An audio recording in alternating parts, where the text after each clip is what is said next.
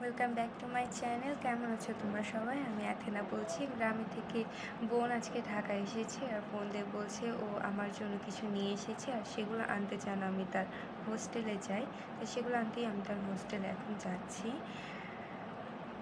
ওই যে ও নামছে, আমারও খুশি খুশি লাগছিল। ও অনেকদিন পর ঢাকায় এসেছে আর গ্রামে একা একা মজা করবে তা তো হয় না। আমি জানি সে আমাকে মিস করেছে, কিন্তু সে বলে না। ও আমার জন্য ফল এনেছিল, কিন্তু কী ফল আমি খুলে দেখিনি।